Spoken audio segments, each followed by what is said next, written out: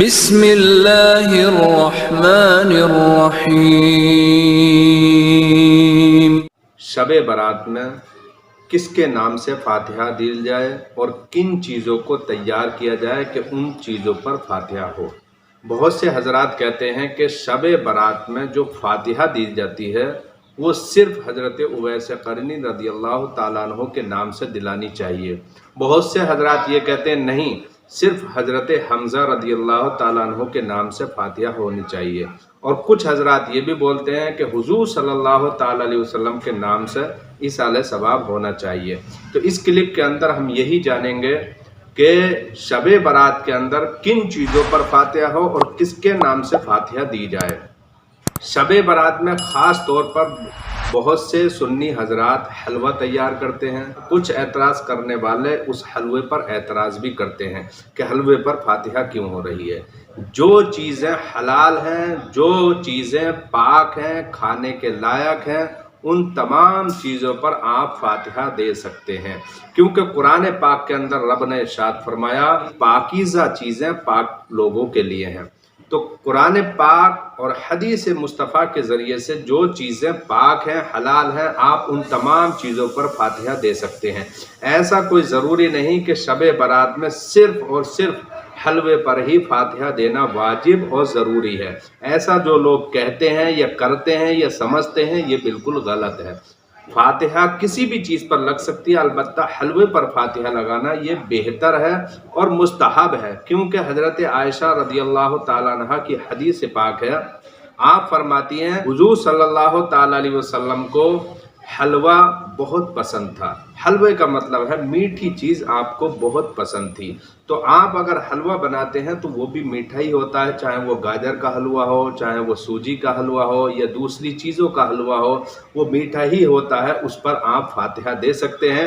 اس حدیث کے تحت سنی حضرات، سنی عوام حلوہ تیار کرتی ہے اور اس پر فاتحہ دیتی ہے۔ تو حلوے کے ساتھ آپ دوسری چیزیں بھی گھر پر تیار کر لیں، اور کئی چیزیں تیار کرنے کے بعد ان چیزوں پر آپ فاتحہ دیں۔ اب رہا سوال یہ کہ فاتحہ کس کے نام سے دی جائے۔ حضرت عبداللہ ابن عباس کی حدیث ہے، آپ حضور صلی اللہ علیہ وسلم ارشاد فرماتے ہیں کہ شعبان المعظم کی 15ویں رات کو مرحومین یعنی روحیں اپنے اپنے گھروں پر آتی ہیں، اور آنے کے بعد اپنے گھر والوں سے کہتی ہیں کہ اے گھر والوں، ہم پر رحم کرو، ہم پر مہربانی کرو اور ہمارے لیے کچھ صدقہ اور خیرات کرو، کیونکہ ہمارے اعمال اب بند ہو چکے ہیں، ہم عمل نہیں کر سکتے ہیں، اور آپ لوگ عمل کر سکتے ہو، تو آپ جو کرو گے ہم کو اس کا ثواب ملے گا۔ تو گھر والے اگر ان کے مرحومین کی طرف سے کچھ صدقہ خیرات کرتے ہیں یا کچھ بھی ان کے لیے فاتحہ کرتے ہیں یا دوسرے طریقے سے ایصال ثواب کرتے ہیں تو روحیں خوش ہوتی ہیں، اور اگر کچھ نہیں کرتے ہیں تو روحوں شرمندگی اور حسرت لے کر واپس چلی جاتی ہیں۔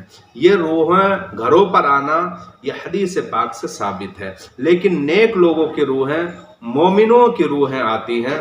تو اس سے یہ پتہ چلا کہ اس رات میں مرحومین جو مومن اس دنیا سے گزر چکے ہیں ان کے لیے ایصال ثواب کرنا یہ حدیث پاک سے ثابت ہے۔ اور یوں تو قرآن اور حدیث سے آپ کسی بھی نام سے، کسی بھی بزرگ کے نام سے، نبی اکرم صلی اللہ علیہ وسلم کے نام سے، نبیوں کے نام سے اور رسولوں کے نام سے، صحابہ، اہل بیت، تابعین، تبع تابعین، بزرگان دین، حضور غوث پاک رضی اللہ تعالیٰ عنہ، خواجہ اطاع رسول، خواجہ غریب نواز، یہاں تک کہ جتنے بھی اولیاء اکرام ہیں، بزرگان دین ہیں یا آپ کے گھر والے مرحومین ہیں جو ایمان کے ساتھ اس دنیا سے جا چکے ہیں، ان سب کے لیے آپ ایصال ثواب کر سکتے ہیں۔